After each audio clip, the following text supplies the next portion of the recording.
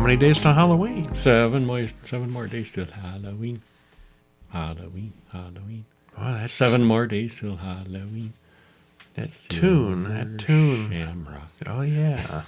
That's one of the movies we're not going to talk about this week. Not this year. That was from Halloween 3. Anyway, we're recording this 7 days away from Halloween. Yeah. It's the Horror Guys. Yay. I'm Kevin. I'm Brian. And we're going to talk about some horror movies. As usual, we've got 5 movies and 5 shorts, and a couple of these are pretty good, and a couple of these are just terrible. The shorts? All of everything. Yeah, that's a global statement. Well, I don't know about terrible. Well, okay, yeah, you're right. There are a couple of... Yeah. You look closer at the list, now that I'm didn't you? looking closer at the list that we have, yeah. And it's all new stuff, so we're just going to give you a little taste. We won't fully spoil them, but you can check out other places to see the full spoilery synopsis. Yeah. Where can they do that? HorrorWeekly.com. HorrorWeekly.com. Yes.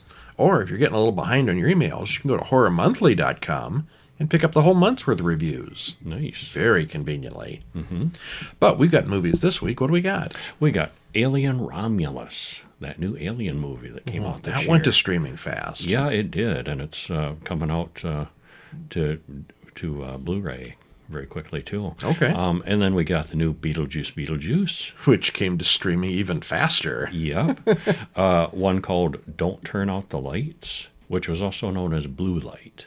There's a double title there. Well, I think in America, Blue Light probably brings up Kmart associations. Mm-hmm. It's So nothing they to do with changed it. Kmart. Yeah. And a werewolfish thing called Blackout. And I went into that blind. I thought it was, something like The Purge. What happened okay. during a blackout. No, it's No, not that. it's werewolves. Yeah, and the semi-Western, I'm not going to say Americanized because it takes place in England still. The English language remake. The English language remake of Speak No Evil, which was a Danish A film. movie we both said we didn't really want to see. Because We'll see how that that's turned not out. going to work because it just wouldn't work in English. It's- But first up, yeah, Alien Romulus. Alien 2024. Romulus. What is this a sequel to? Well, Alien. it's complicated. Yeah, it's complicated because there's been all those Alien movies. And Prometheus movies. Mm-hmm. And Alien versus Predator movies. This one actually takes place between Alien and Aliens, the first 2 movies. Well, how they managed to pull that off. I thought they managed it pretty well. They did. Yeah. Directed by Fetty? I have no idea. I've read his name 1,000 times. I've never heard it said, yeah. Directed by Mr. Alvarez. Written by Dan O'Bannon, who's been dead for like 15 years, so I don't think he actually wrote it. Probably characters created Created by. Monsters created by. Uh-huh. Ronald Suchet and Fetty Alvarez. Stars Kaylee Spaney, David Johnson, and Archie Renault. Hour and 59 minutes. Nice and long. And It's a worth it. long one. Yeah, I liked it. Spoiler free, we saw this at the theater, which we rarely do. We are the streaming horror guys. Mm-hmm. And then again this week at home, and we enjoyed it both times. It's not a perfect movie if you think too deeply about the physics, or any of them really, and some of the character choices. Well, dumb people do dumb things. Mm-hmm. These are not geniuses in And this they're one. under pressure, and they're not professionals, and yeah. But it is thoroughly entertaining. David Johnson is especially good, giving us another view of one of the artificial humans who can actually be extremely human. Well, if they're programmed right. Yeah. If you're a fan of the Alien movies, this is one of the better ones, and you should check it out. Even Nope. if they're programmed wrong, they're still bad. I mean, they're still human-like. Yeah, if you read any of the reader opinions on this, though, it's either the best of all the Alien movies ever or the worst. Mm-hmm. Very little in between on this one. Yeah, They made some choices. they did. Yeah. Shall I tell them a little taste? Give us a taste. Okay, all the movies this week, again, are new, so we know you probably haven't seen them, so we're not going to spoil them to death. Just give you the first 10, 15 minutes as a chapter. Well, we open on a dark spaceship that suddenly wakes up, similarly to the film in the first film, the first ship that was quiet and then woke up.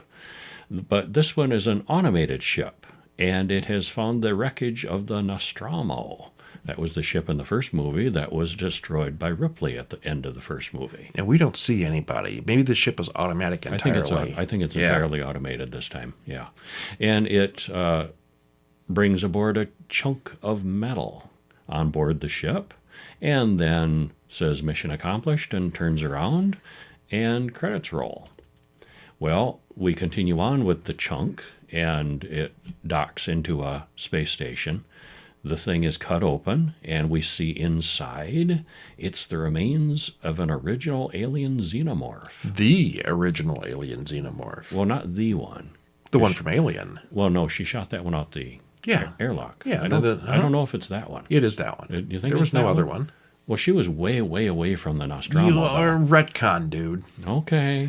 Don't get your facts too organized. That's not how I interpreted it. I thought that there was just more on the ship, the Nostromo. No. And that she missed and, she left behind. Well, I guess you could argue it that way. Oh, that's what... I don't think that's what was intended. Oh, well, okay. Anyway, it's a xenomorph. Yes. On this station. Well, somewhere else, Rain wakes up. It's time for her shift on a mining planet, Jackson Star, which, it's mentioned, gets no daylight ever. It's a fun place. Yeah, it's pretty grim.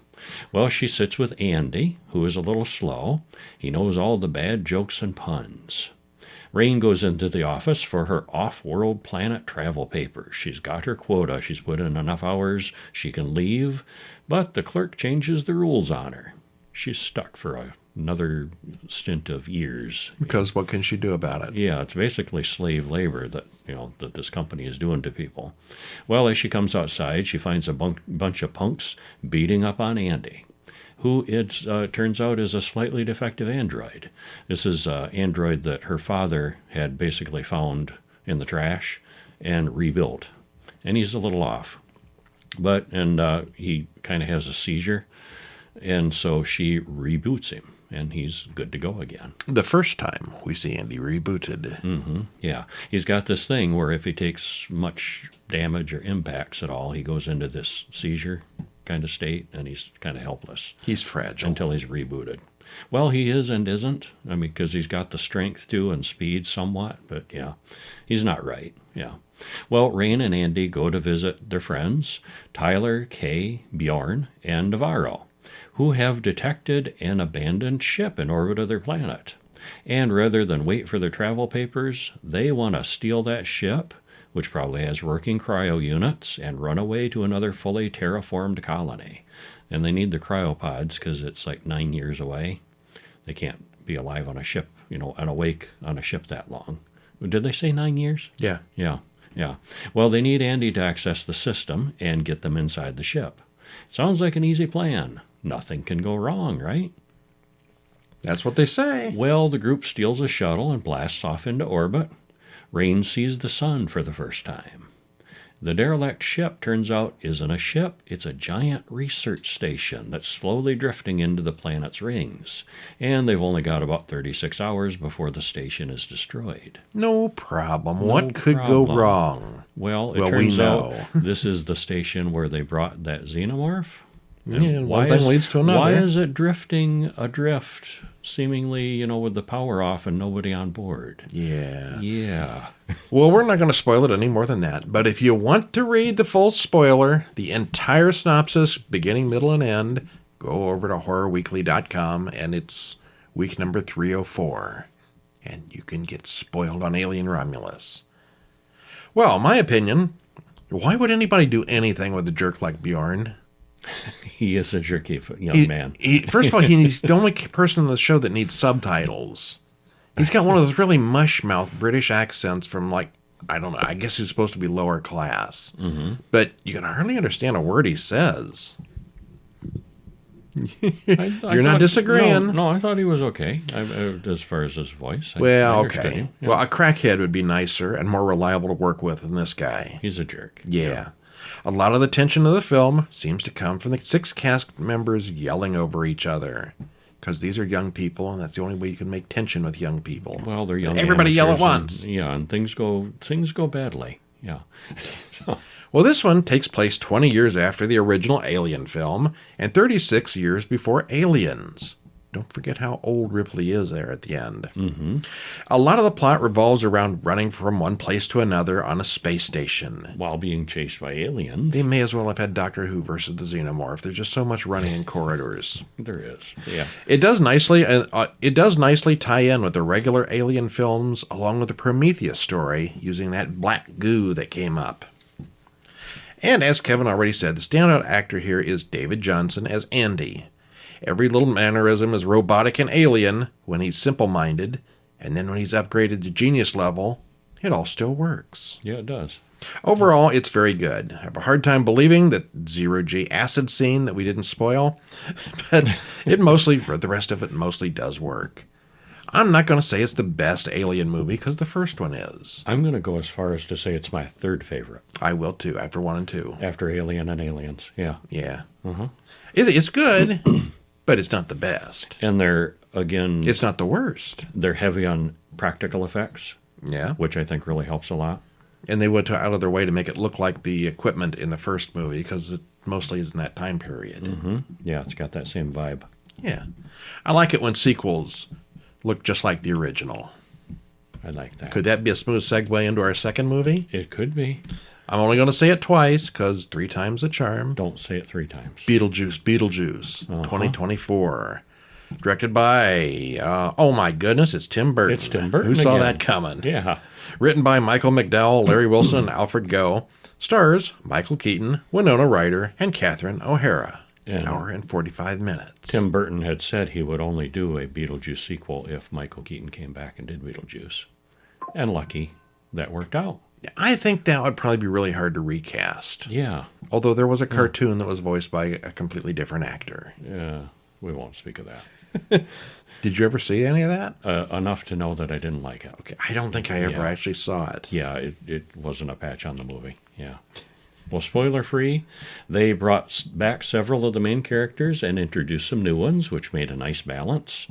Though Brian, he's mentioned that he felt some of the extras weren't really necessary. We'll get into it. Yeah. It was amusing how hard they worked to have Jeffrey Jones both return and not return for this role, for his role as the dad. They kept the look and feel of the first one, same humor with a foundation of horror, and it's very well made. You'll probably enjoy it a little more if you've seen the first one, but it's not vital, and we thought it was a fine sequel. Yeah. Not quite as good, I don't think, but very good. It was good. Very good, yeah. Well, I loved the first one. I liked this one a lot. We absolutely do not have Jeffrey Jones on this podcast. Although he probably will make an appearance, because that's the way this thing is. They show his face over and over and over. They were working very hard to keep him in it and not have him in it. I think it was always a slap in the face. Both or, a slap, a dig. a dig, a slap in the face, a joke, all combined. Yeah. Well, it's like we know we can't have this guy back, but and he for kind those of of is you, anyway. And for those of you who don't know the story Why of that, can't we have him back? Because he was naughty. Jeffrey Jones was busted for being a pedophile. He had a large amount of pornographic material with underage people in it, and he hired an underage person for nude photography. Well, we should kill him off in the beginning of this movie real quick then. He barely escaped doing hard jail time.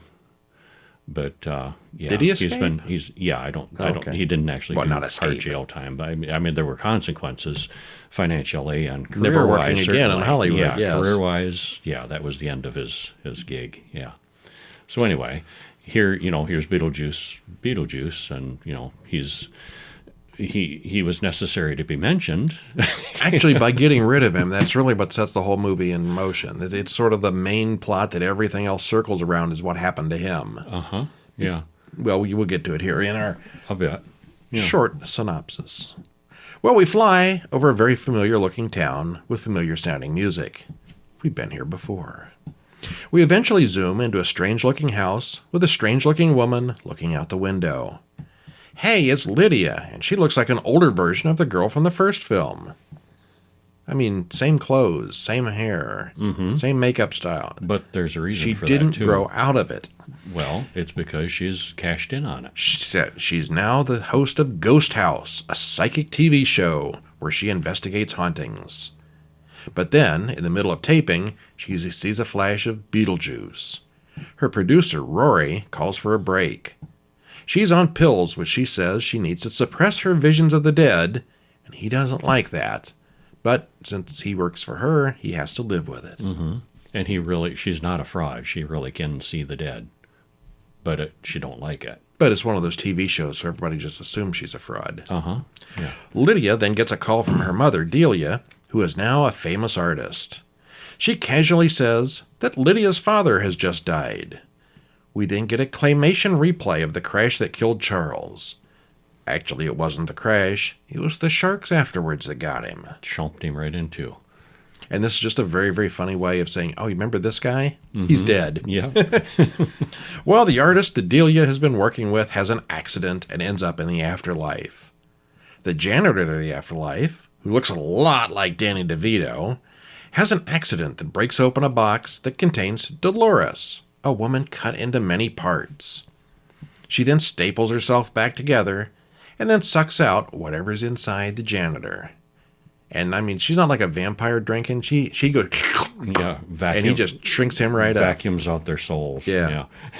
Well, we then cut to Astrid Dietz, away at school, who gets a very weird visit from Delia and Lydia. This is Delia's daughter, Lydia's granddaughter. Back in the underworld, Bob wakes up Beetlejuice, who is still pining over Lydia. And Bob is that the guy with the little head from the first movie, sort of. Mm-hmm. Yeah. You've seen him in all the promo stuff. Yeah. Well, Bob wakes up Beetlejuice, who's pining over Lydia. He's pining over... Is he like the manager of the customer service department or something now? Beetlejuice? He's over all the all the Bobs. He's over all the Bobs. Yeah, I think so. Actually, you weren't at the very closing credits. They showed all the Bobs have different names. Mm-hmm. Okay, they're not all Bob. No, yeah. Well, they may as well be.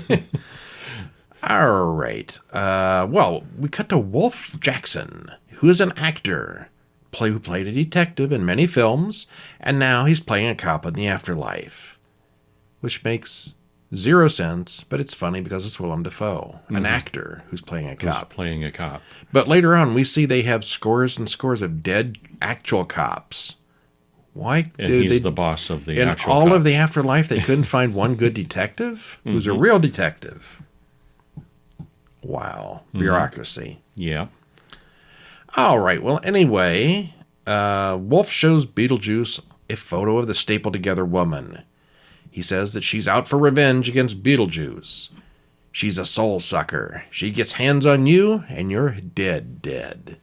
Okay, so an actual threat. Nobody comes back from dead. We get a flashback to human Beetlejuice back in the 1600s or something like that. He's a grave robber during the plague years.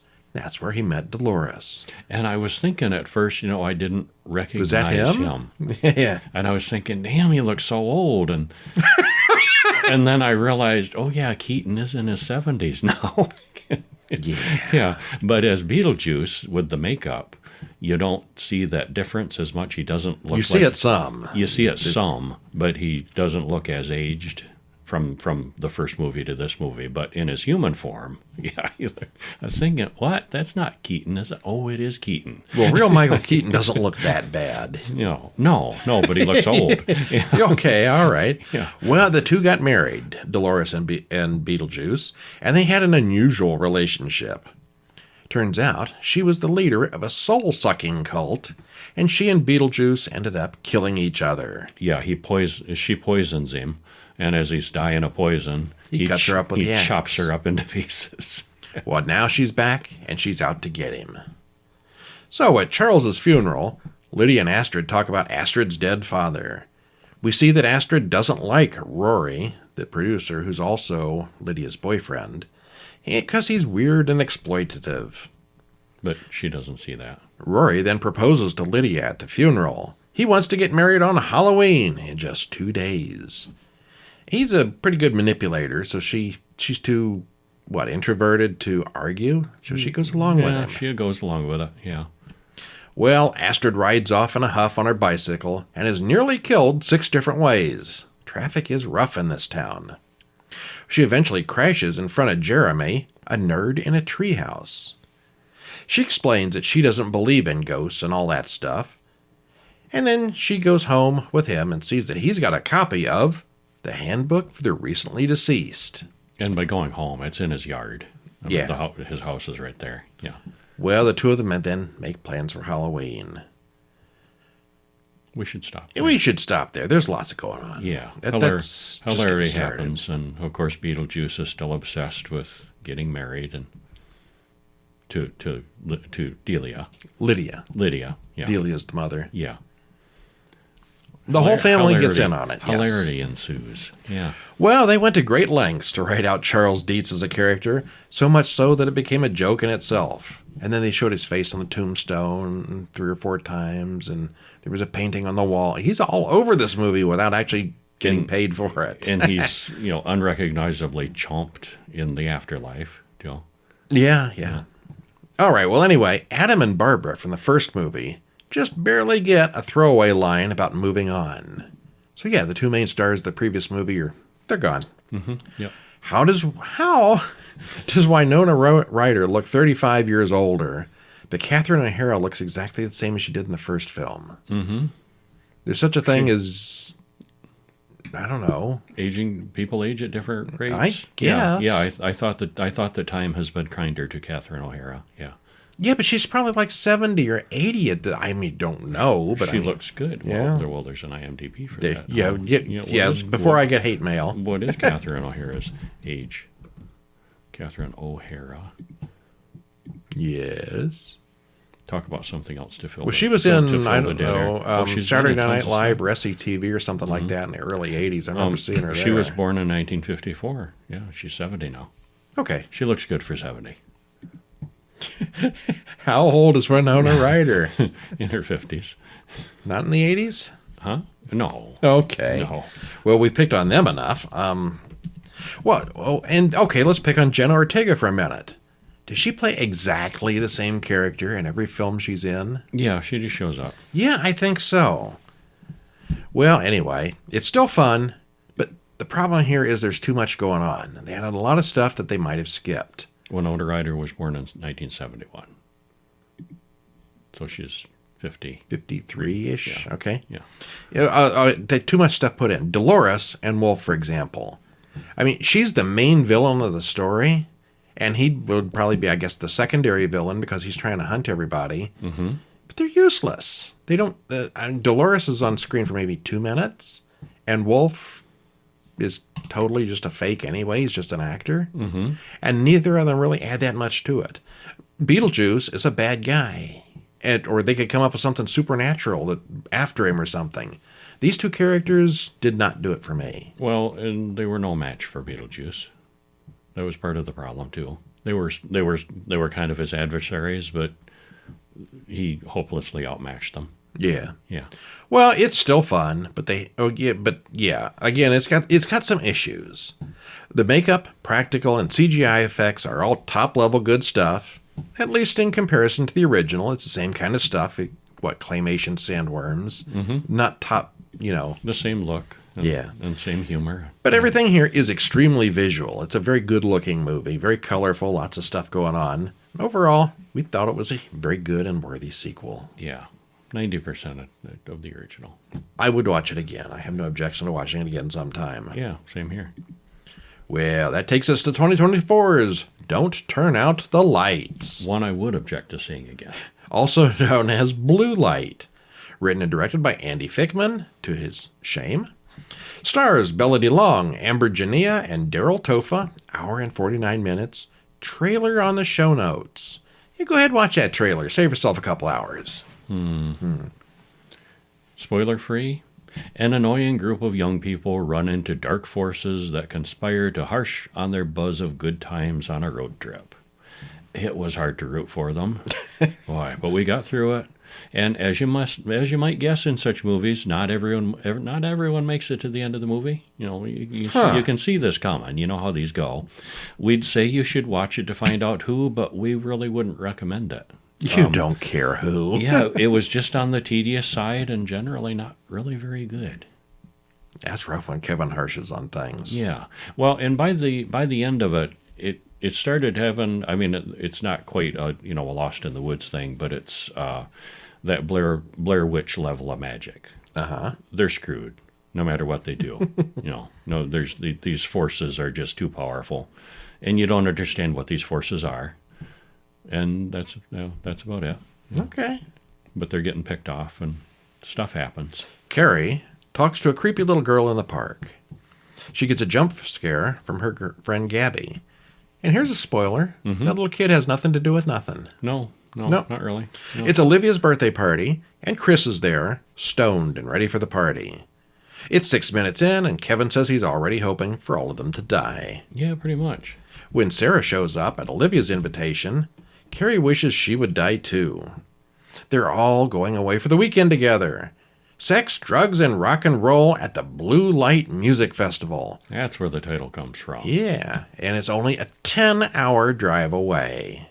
That's okay, because they've got an RV. Yeah, Michael and Jason show up in an RV, and they're all set to go. It's a road trip movie. Yay! Jason is an ex-Marine, and he seems way more serious than the others. Which one did we watch not too long ago that had the same kind of setup? The ex-Marine was actually the crazy one? Oh, I don't remember. Oh. We see too many of these. Yeah. They stop for gas at one of those creepy country stations. There's a couple of rude old white guys who pick on the girls. A scuffle breaks out, and Jason wipes the floor with them. This soon results in the RV being chased by the redneck semi-truck. Oh, that other movie? Mm-hmm. Summoning Sylvia. Oh, yeah. With the that's tough right. Marine guy. Yep. Carrie wants to call the police, but the others talk her out of it. There are too many drugs in the RV. Nice. That's a problem with having drugs in their RV. You can't call the cops when you need them. Well, they took a detour to lose the bad guys, so now they need to take an unplanned route to make up for the time lost. Shortcut. Yep, never do that. Carrie flirts with Jason afterward. They lose the GPS signal, so they just sort of have to guess at the route. And they have to use a paper map. How archaic. Do you even have a paper map in your car? No, but they did. But it doesn't seem to be helping. No. Yeah. Well, the group stops at a redneck bar to ask directions, and Michael, who is black, stands out in this crowd.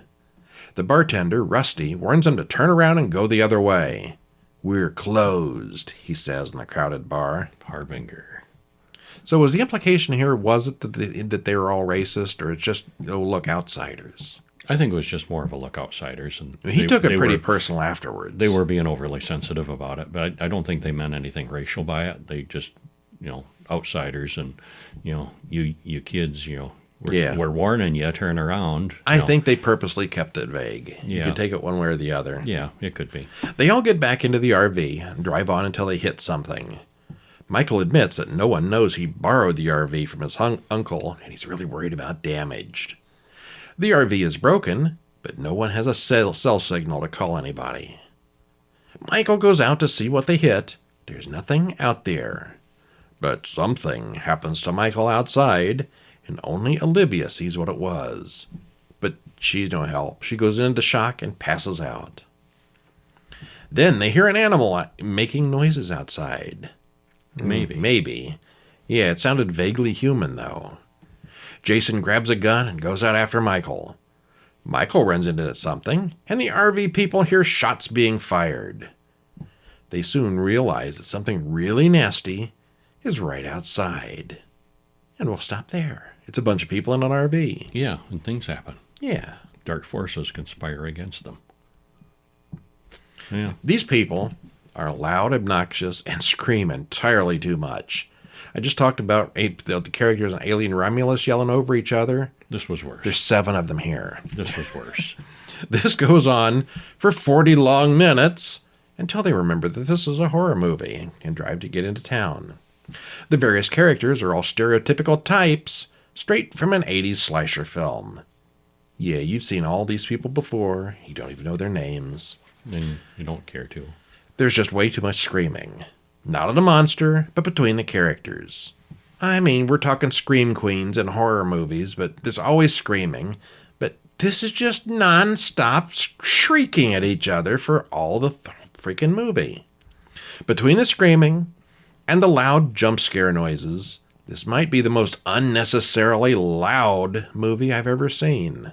It was way too long before the action started. Yeah. And then once it did, it managed to seem kind of tedious. It seemed, Pick off the teenagers one by one with a thing that's unseen in the dark. Yeah. Yeah. Yeah. It was loud and not in a good way.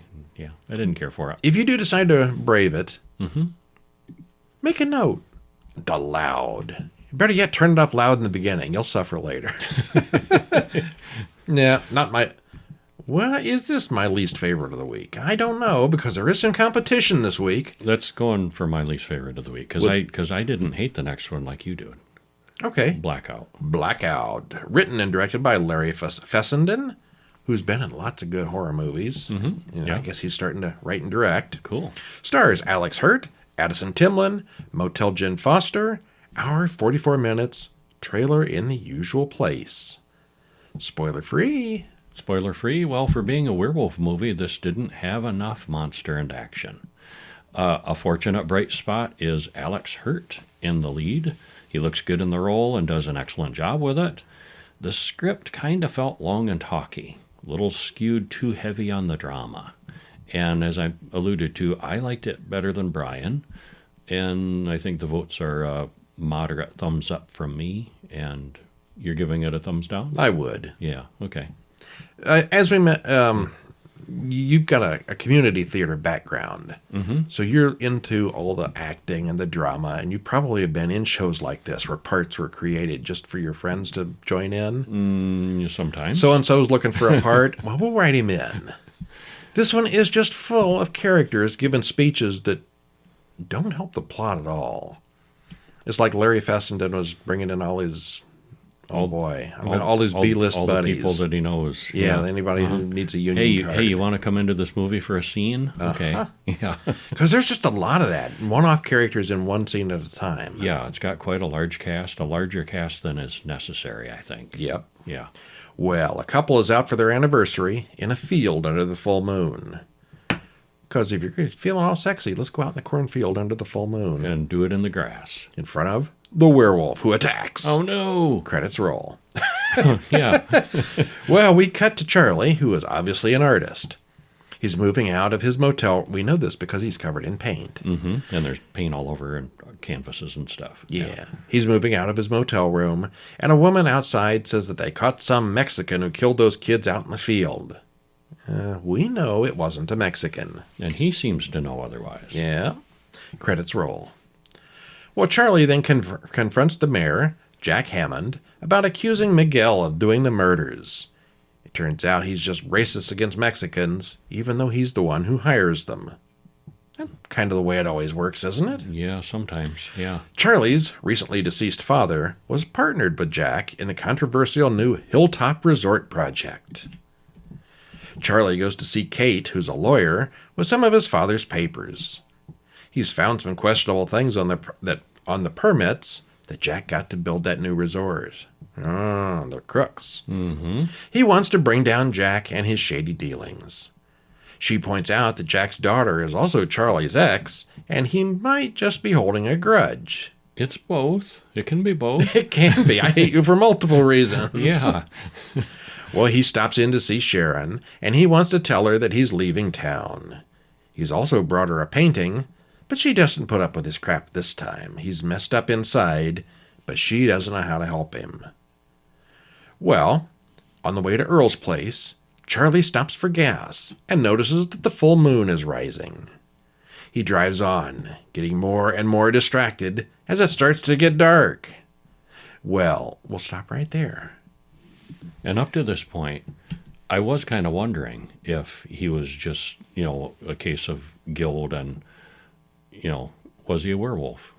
You never can tell. Was he the werewolf? At one point, of course, there'd have been a monster in a rubber suit. But now, today, lately, so many of these are just, it was just the pills. Is it a red herring, somebody faking it? Or But it does become clear. Yes, vaguely. We'll keep it vaguely clear. Things become clear, yeah. All right, well, this movie's got Charlie, who mopes around town for an hour and a half talking to various characters. Well, it wasn't an hour and a half. The whole movie was an hour and a half. Okay.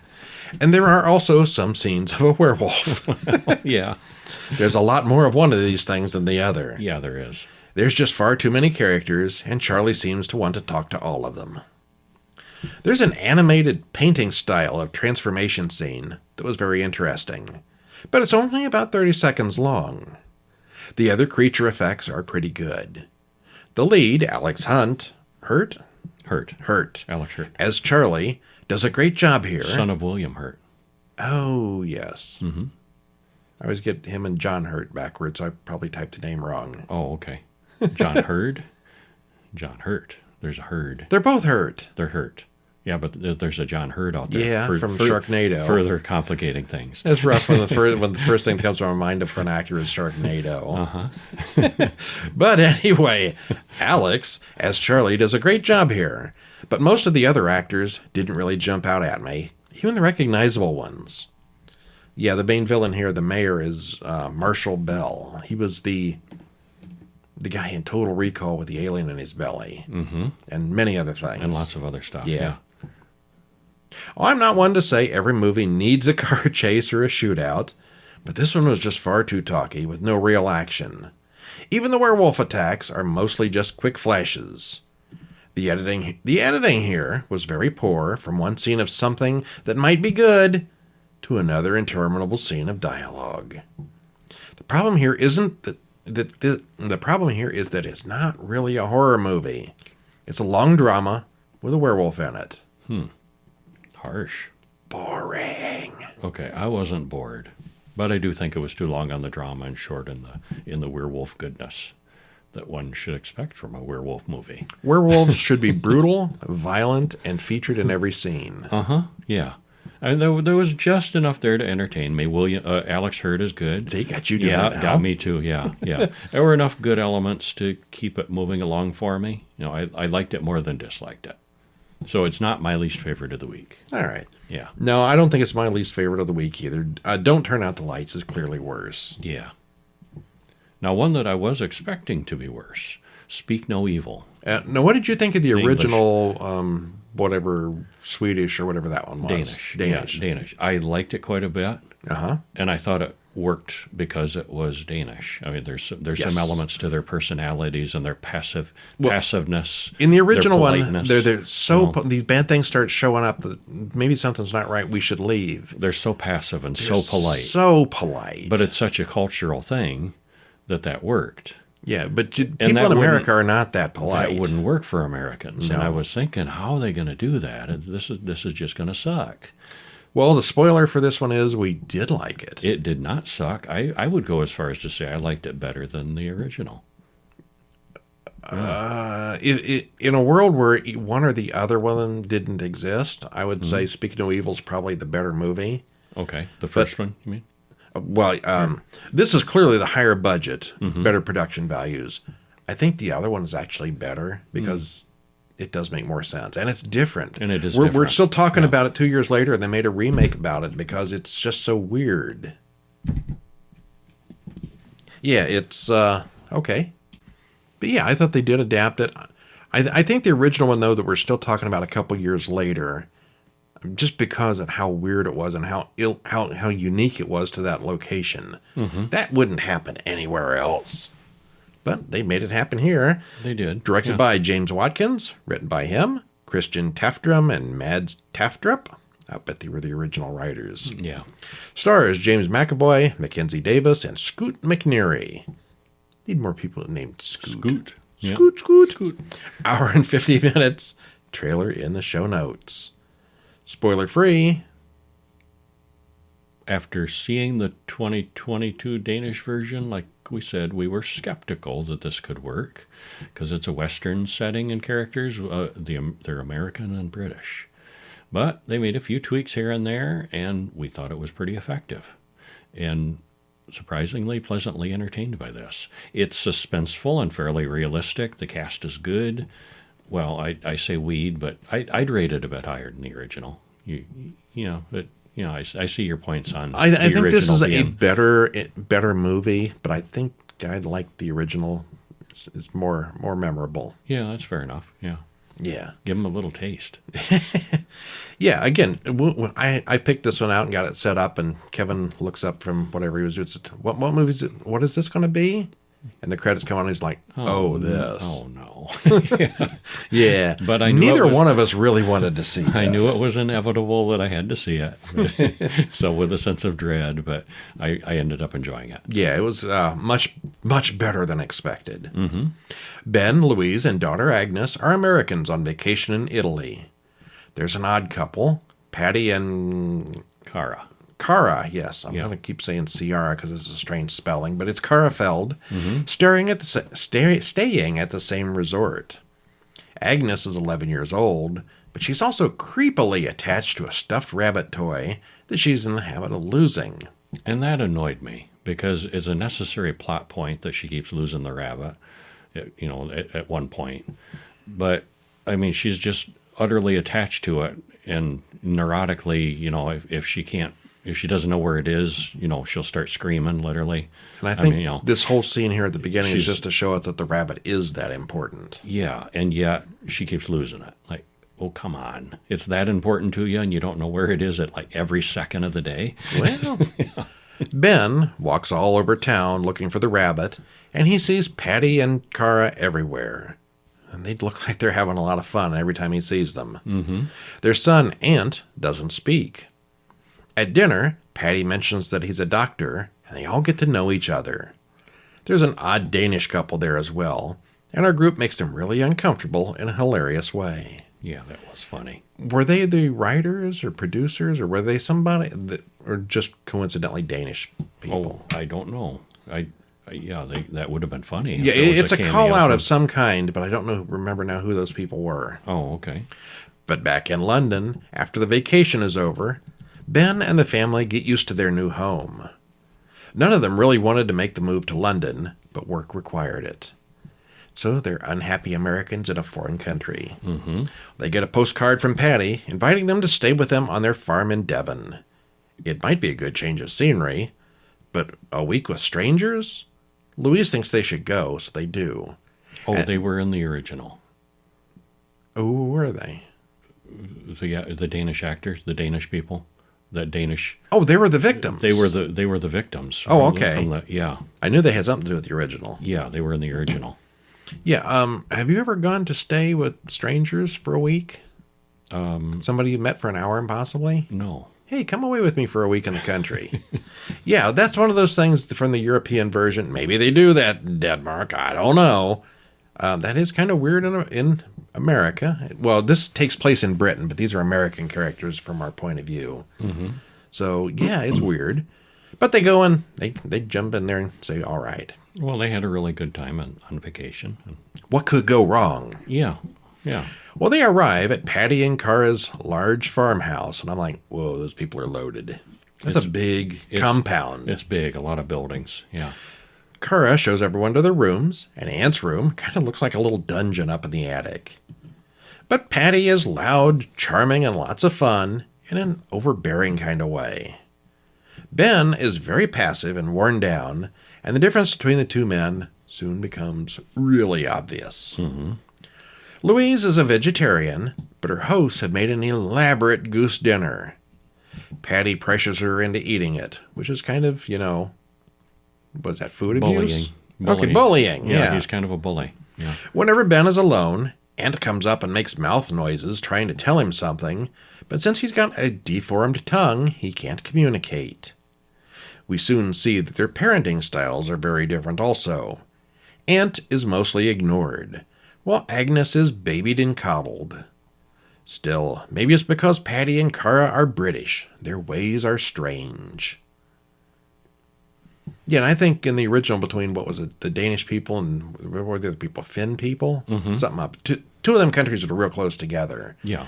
They're near enough that they would understand each other's ways pretty much. I mean, yeah, there's some foreigners 50 miles off, but they're close enough. British and American is more of a difference. Yeah, I mean, if I went to America and somebody made some British joke or something, I don't know that I would have understood it. The next day, the group hikes through the woods and swims in a cold lake. Louise is not happy with any of it, especially the stained bed sheets. It's still just a little bit too countrified for her. And I don't find them that pleasant to be around, she says, confidently. So they make an excuse to leave. For dinner, a strange foreign man comes over. He's going to babysit the kids as the two couples go out for dinner. He's strange and can't speak English very well. Definitely sketchy, but Ben and Louise decide to go along with it. Because, British people, it's different. Yeah, and they're being polite and kind of on the passive side, yeah. Ant tries really hard to tell Agnes that something is wrong, but he can't talk, and he can't write in English. He tries showing watches. The dad, Patty, has a collection of very nice watches in a case. And some of them have inscriptions in Swedish. And she's like, yeah, it's watches. What are you trying to say? Yeah, she don't know. Yeah. Well, dinner out turns out to be really nice, and Mike, who is a friend of Patty's, doing the cooking. And the British couple mention that they've been together for 17 years. Ben and Louise argue later about their own lack of sex and lack of mutual support. So they're not only wimpy people, they hate each other. Mm-hmm. They're not getting along. In the middle of the night, Louise goes looking for Agnes, whom she finds in the British couple's bed. And she does not like that at all. Their kids are in those strange people's bed. Yeah. Well, she gets Ben to pack up and leave right then. A mile away from the house, Agnes starts whining for Hoppy, the stuffed rabbit that she's absurdly attached to, and yet can't seem to keep track of. She goes into a full-on panic attack, and Ben has to decide whether to turn around or continue on to safety. And we're going to stop right there because... I bet you can guess which he goes for. Yeah. The dumb choice. Yeah. Well, this is an English-language remake of Speak No Evil from only 2022, only 2 years ago. A lot of the original film dealt with Europeans being so polite and passive, and it's not going to work with Americans and Brits, although Ben is especially wimpy. It still feeds heavily on the awkwardness and just being uncomfortable. Boy, those people are pushy, and we're going to go along with it. Yeah, they are. It's very similar to the original film, but they ended up changing the last 40 minutes or so. Yeah, the more it goes along, the more changes you start seeing. Yeah, I'd say the first half is pretty much identical, but it goes off in its own thing. Yeah. The Americans do eventually fight back, which is something the original Danish people never did. The acting is good all around, and it's much more believable than I expected, having seen the original. It's pretty good. Mm-hmm. Yeah, the changes they made to this version were pleasing, and that made it work. Yeah. All right. But, the thing with the girl and the rabbit and buy a new freaking rabbit and let the kid deal without for a little while. Well, she's spoiled. You can tell that. She's kind of spoiled, but I was thinking as they drove away, it's like, oh, please just be the parents. tell the girl, sorry, we're going to have to live with this. We'll get you 2 rabbits, just, we're not going back, Anyway, enough of that. Rabbit toy abuse. Yeah. Short film We time. saw some shorts. Yeah, we did. First one, Code Red from 2024. Written and directed by Jack Albert. Stars Thomas Albert. I'll bet there's a relationship there. And I misread that. You're sure that was a different person? Okay. I thought they were all Jack Albert. I thought that the whole thing was... Well, now you're going to have to look it up. No, I am going to have to look that up. 4 minutes, 23 seconds, and there's a trailer. Not a trailer. You can watch the full thing on YouTube. But basically, an injured scientist wakes up, and he's bleeding pretty badly. He hears some gunfire, screams, and a roaring monster over the little handheld radio. Then he sees another scientist's body being dragged away. He accidentally learns that water hurts the creature. How's he going to use that information? By using water, I bet. I bet he does. Well, okay. Oh, yep, you're right. Thomas Albert. Okay, I misread that, yeah. Directing his brother, probably, would be my guess. Yeah. Well, I'm not quite sure why the scientists have a locker full of glass water bottles, but I guess they have reasons. It worked good for the plot. The creature design and effects here are pretty good and fit the look of the film perfectly. And it's kind of got a retro vibe to it, too. Did you notice the technology is very old and out of date? Yeah. Yeah, it was darn good. It's the problem here, if you want to call it a problem, is it's very short. We don't know what happened or why, but it is a could be a well-made scene from a larger story. It could be, yeah. It's good. Kind of left you wanting more. Yeah. But yeah, I like it. Thumbs up. Check that one out. Grampy is next. Especially check this one out. Written and directed by Graham Burrell. Stars Ralph Cashin, Gene Connolly, Cary Gallagher, and R.J. Pennington. 14 minutes and 15 seconds. And there's a link to watch it on YouTube. So is this your favorite of the week? Of the shorts? Yeah, I'd go with that as my favorite of the shorts. Yeah, I think it's hard not to on this one. Well, Jenny and Cody talk at a grief counseling support group. Cody missed his grandfather. This was his house. You'll always have him being a part of you, she says. Well, he responds by agreeing. He's had his grandfather stuffed, and he's upstairs right now. What? Yeah, surprisingly enough, she finds this strange. And then we see Grampy, and suddenly Jenny is ready to leave. Except there's a crazy storm, and she has to spend the night in the room with the creepy dead man who's literally standing there watching them. And then it gets worse and worse. Well, how bad could that storm have been to make her even consider staying? Because it was funny. Something as mundane as taxidermy gets creepy when it's someone you know. Still, the taxidermy is just the start of the weirdness here. The acting and cinematography are excellent, as is the sound. In this one, we eventually do get a full explanation of everything that's going on, and turns out that's really the best part. Yeah, it is. Yeah, that was a good one. That's my favorite short of the week. Mm-hmm. Although... this one was pretty darn good, too. The Boogeyman. No, not just the. Boogeyman. Just Boogeyman, yeah. Directed by Valentin Lang, written by Valentin Lang, Seamus Quinn, and Lincoln Vickery. Stars Joshua Shediak, Libby Kay, and Shannon Ryan. 10 minutes exactly. All right. Well, in this one, two lovers make out on the couch. She mentions that she's caring for her roommate's many plants and flowers while the roommate is off on a work trip. They're making out. They're right there on the couch going at it, and she stops in the middle of kissing to put plant food on one of the plants. Well, she remembers, I forgot. This plant is thirsty. I got to get this while I'm thinking of it. While she's getting that all together, Josh picks his nose and wipes the booger on the plant. Then she comes back and pours growth food all over that plant. You know, something's going to happen. That's a bad combination.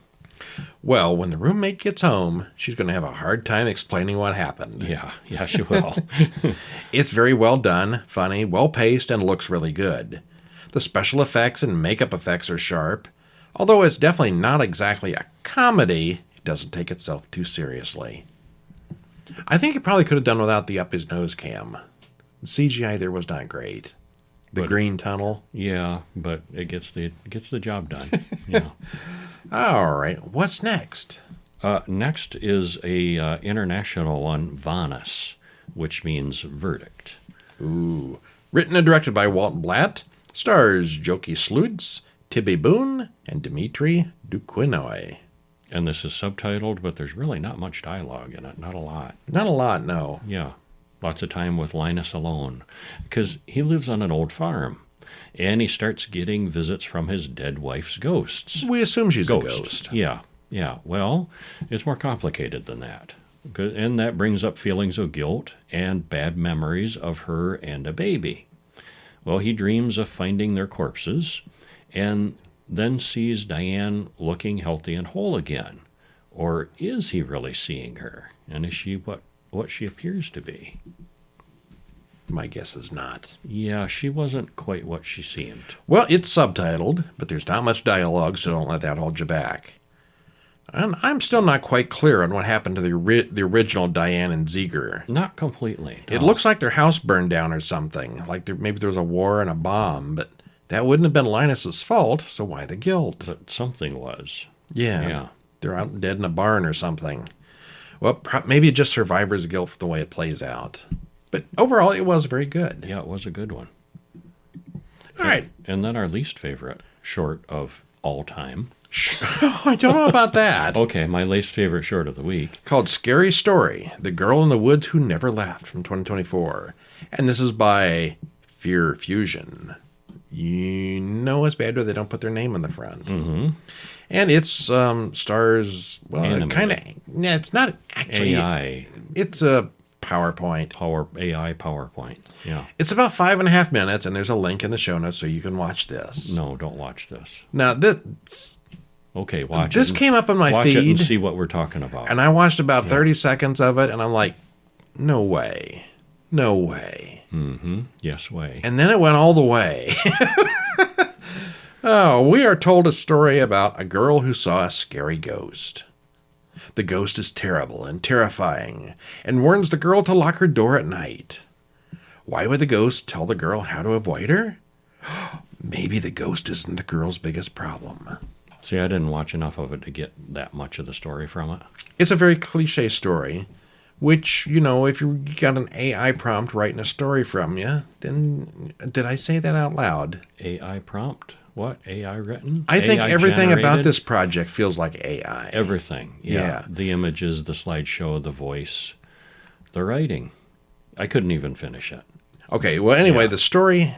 Well, that story actually has too many typos to be ChatGPT. Yeah, and well, it's typos, too. Yeah, okay, so let's describe what this thing looks like. It's still frames and slightly animated stuff. It's basically, it's a PowerPoint with some fancy transitions. Mm-hmm. The whole thing is spoken, but the words appear on the screen in subtitles, and as they speak, the individual word that they're speaking turns yellow, just like you're doing karaoke. Kinda, yeah. So you could read along with it. You can, yeah, you could. Yeah.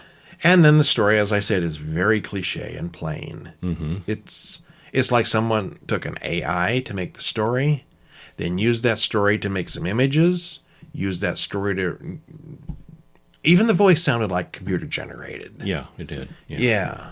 It's absolute garbage. I imagine somebody somewhere came up with a prompt for this. You know, and there's AI generated comments, the comments, mm-hmm.